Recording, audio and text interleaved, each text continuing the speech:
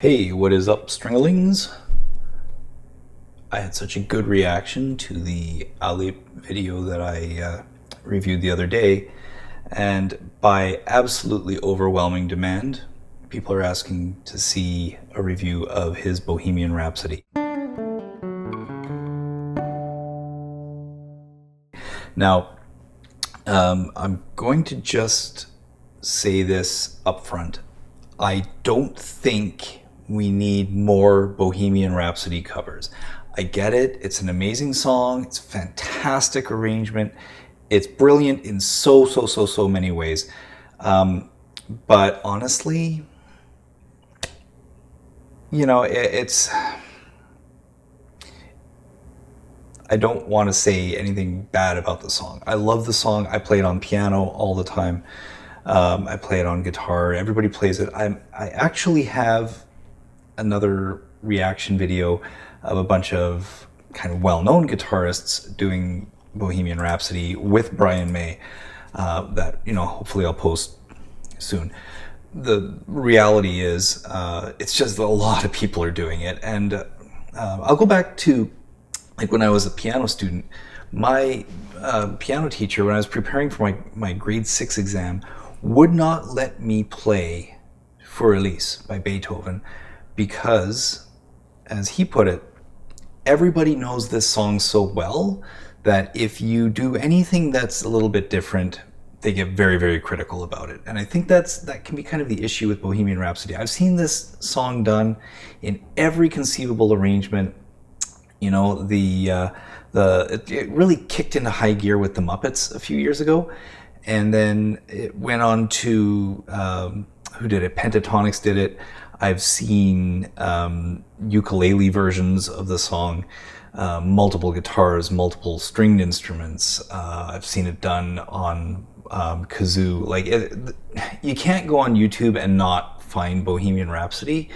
Again, it lends itself to a lot of variety, but it's Bohemian Rhapsody, right? It's a fantastic song. I'm kind of rambling here a little bit. Let's just get into the song. So this is Alip doing Bohemian Rhapsody solo fingerstyle guitar the way Alip does. I have not watched this video yet, so this is going to be a completely raw reaction. Let's give it a shot here. I'm just going to put the headphones on, and I'll be pausing probably every 30 seconds just to avoid a copyright strike or something. But let's give this a shot here.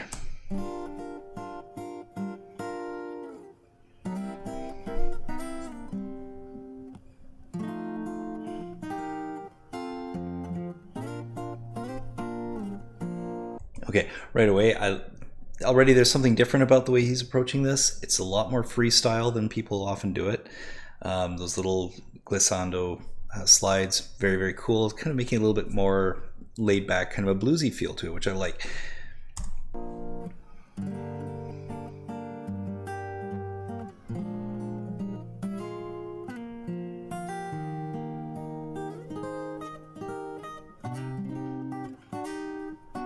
So if you remember, the song comes from the Queen album A Night at the Opera, and it's meant to sound like kind of an overdone operatic production. And so this is an interesting approach. It's a little bit country. I kind of like it.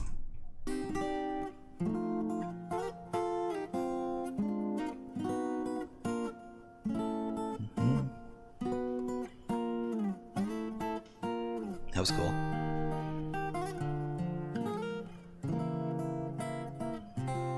These are big chords to do on a solo guitar. That's what I was waiting for. Everybody knows Alip's artificial harmonics are just crazy. Oops. A little glitch there. That was a nice high harmonic too.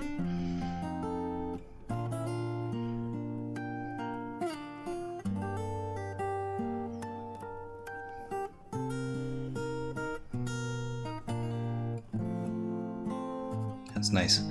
So this would be a really great performance on a classical guitar too. If you're just a nylon string guitar, but on here, it has kind of a jazzy, almost country sound to it. Tia, what is this? Cup of coffee. Cup of coffee. I sort of got like easily 80% of my comments coming from Alipers are about drinking coffee. I have no idea what that means. If anybody knows why drink great coffee is a comment to make on a video, let me know, because it's something I've asked on TikTok and on Instagram as well. It's a little bit confusing to me because I'm a North American and I don't know stuff about other cultures. Anyway, back to the song.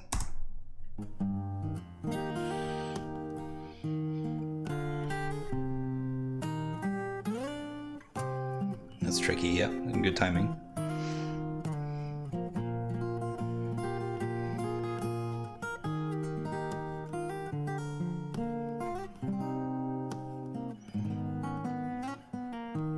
So something I didn't mention in the other video, I'll just talk while he's playing.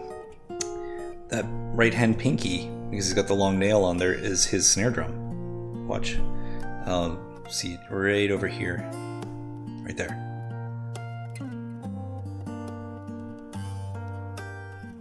That's awesome.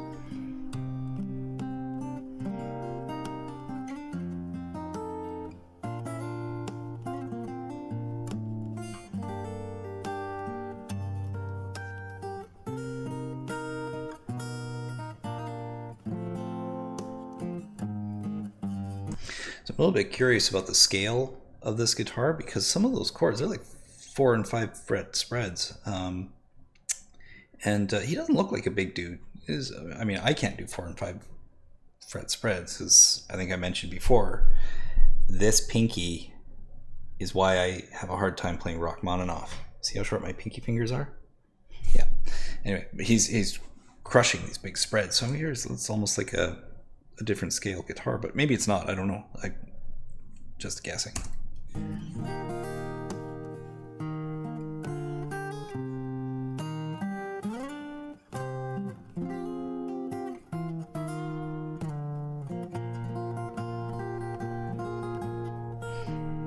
A little bit of Chet Atkins there.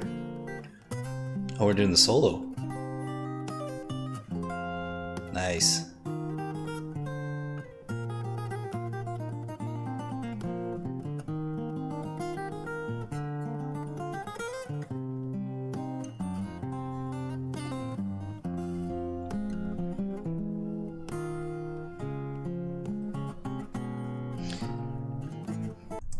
So that's actually really very clever. He was able to work the guitar solo in with all of the accompaniment at the same time. It's really, really tricky to do. I'll tell you a story about this in a little bit. Let's see how this goes.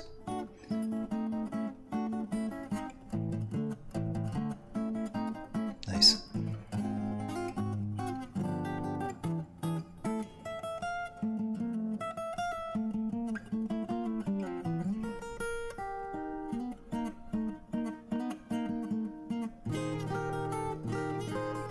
He's very definitely is a classical player, or he's acting like a classical player. That was awesome.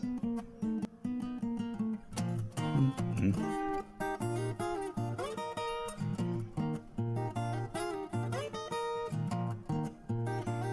So that's for the little bit of you can hear kind of a couple of dead notes in the chords. That's nothing to do with the playing. It's just the fact that on a regular acoustic you don't have the same spacing between the strings that you would have on a classical, which would probably make that section a little bit easier to execute.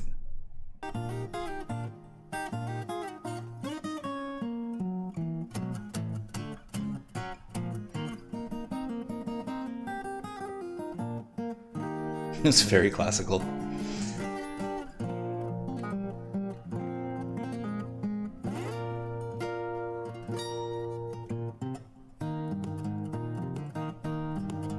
By the way, anything critical I'm saying, don't take that as criticism. His technique is amazing. It's an extremely difficult song to play.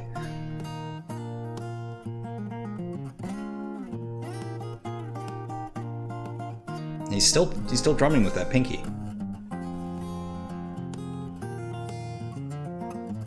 That was cool. He's got the bass going in there too. It's nice.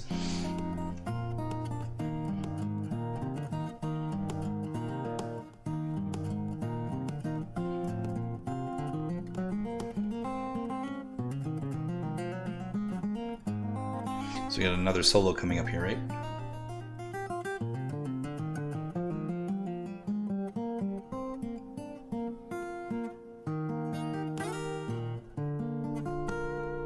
Nice.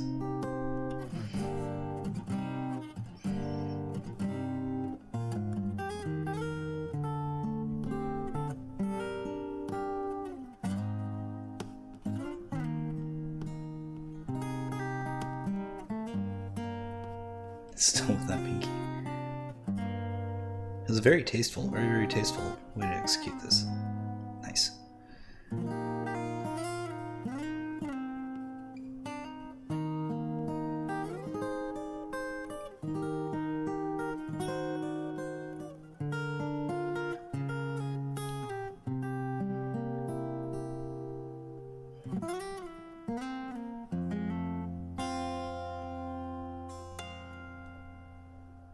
Nice.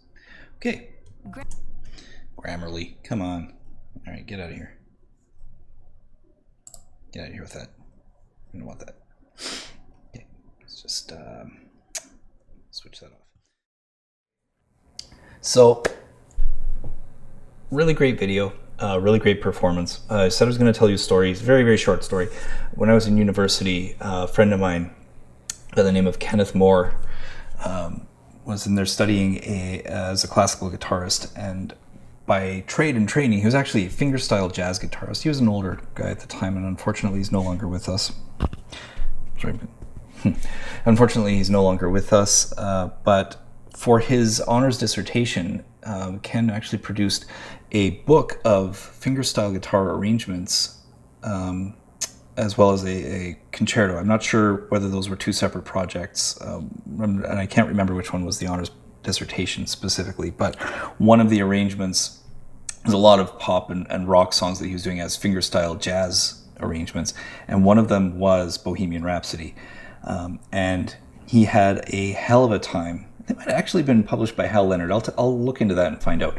But one of them was Bohemian Rhapsody, and he had a hell of a time getting permission to do the arrangement for it, because Bohemian Rhapsody had like 15 different shareholders as publishers, right? So it wasn't just the band that owned the copyright to the published music, but in fact, even when Freddie died, it got sliced up to various pieces of his estate. So when you own creative or publishing rights to a song, those can go on more or less perpetually, and depending on who owns little pieces of it, it got to be really difficult. Anyway, suffice to say, eventually it got published. He got all of the permissions he needed, and it was awesome. I would love to know, and maybe Alip can clue us in on this a little bit. I haven't seen anything of him talking, but where he gets his arrangements, or if he's doing them all,